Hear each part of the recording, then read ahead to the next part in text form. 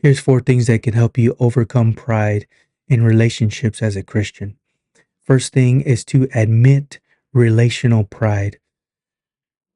Proverbs chapter 16, verse 18 says, "Pride goes before destruction and an arrogant spirit before a fall." Recognize when you prioritize self over others. This is very difficult to do because you want your way. A lot of times we want our way,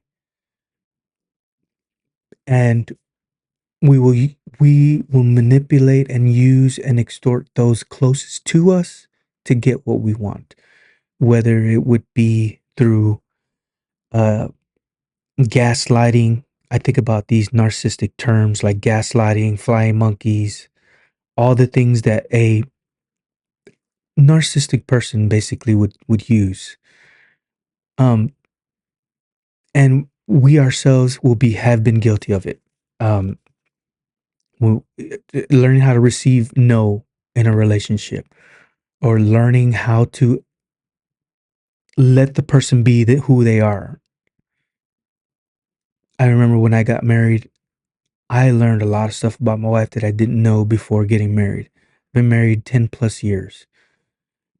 A lot of stuff. So I had to learn how to be humble in that aspect, to where that person, I had to be like, okay, maybe you just need to let her be her. Stop trying to control, to stop trying to force her to be somebody that she is not. Let her be who she is. Find out who she is. Uh, like for instance, my wife. I learned that my wife is ADD. She's on the autism spectrum.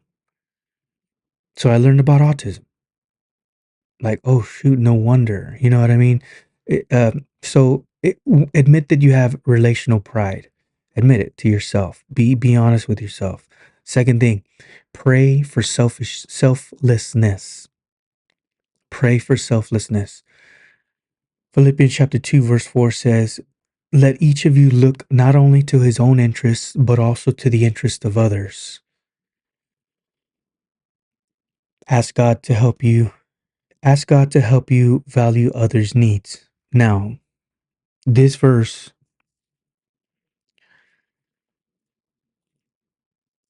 when I hear this verse, I know that there is people in the church that will use it for their selfish gain. Especially narcissists will use it to gaslight you, to guilt trip you, and to there it is again, like for them to continue to be prideful. They will use this verse. I've had it used on me before by my mother, who is very selfish. For instance, like this doesn't mean, okay, look each of you, let each of you look not only to his own interest but also to the interest of others. This doesn't mean to disrespect yourself and only look at the other person's interest and not yours, right? Because you're a person as well. You need self-respect, you need self-control. So respect yourself for one, and two, respect others, right? The interest of others. Take in a person's conversation, listen to what they're saying. You know what I mean? This is the third thing. Listen actively. James chapter 1, verse 19. "So, my beloved brothers, let every man be swift to hear, slow to speak, and slow to anger. Hear other hear others without seeking to dominate." Prideful people will listen to others for their selfish gain because they'll use what they heard to continue to be proud. Us, on the other hand, people that are trying to change from pride to humility, we will listen to others to show respect for them, to understand that they're a person as well, right? We're talking about relationships in general, right? We have to learn to respect the other person by listening to them, by seeking to understand their point of view, because especially like if you're in a church in the body of Christ, you got to learn that there's other people that are not like you. Got to learn that there's other people that are different from you.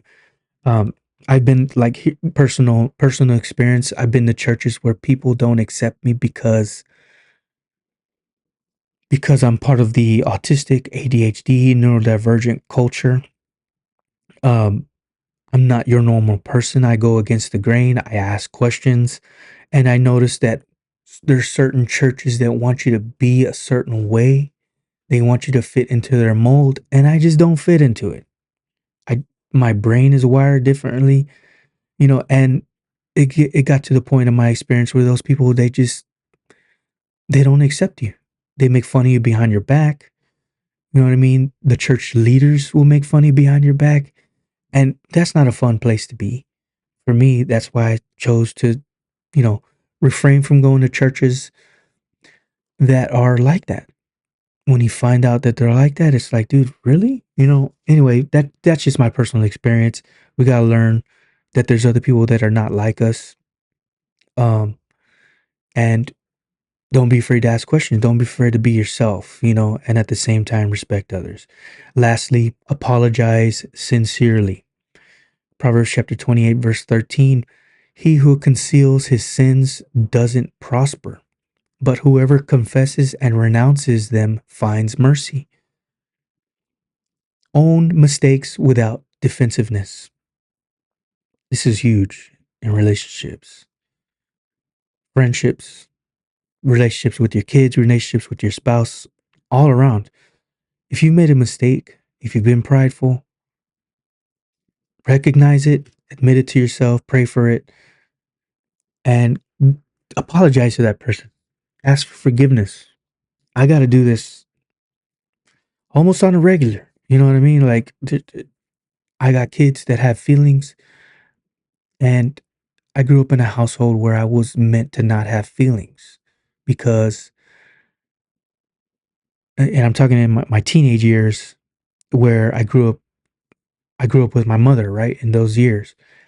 And it was very toxic because I was never meant to have feelings, right? I was there. It was a relationship where I was there to please my mother, right?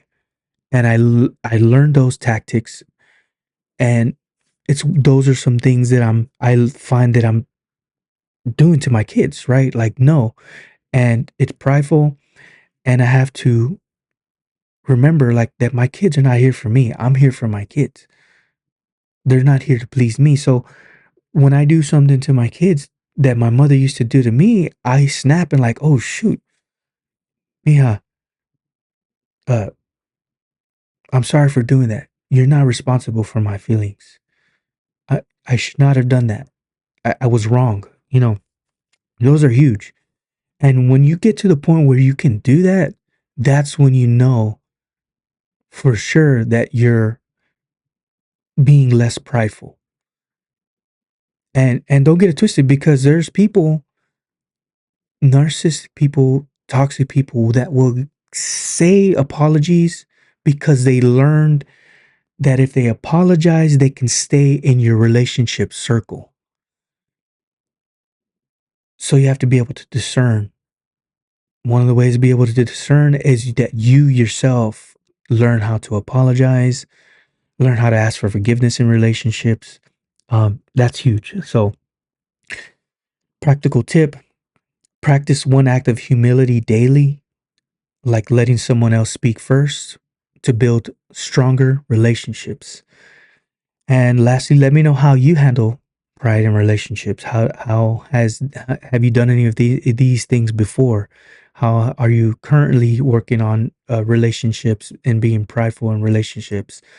Um, what has helped you in the past? What is helping you in the present? What do you think will help you in the future? Here's another video you might be interested in. Appreciate you guys. Bye.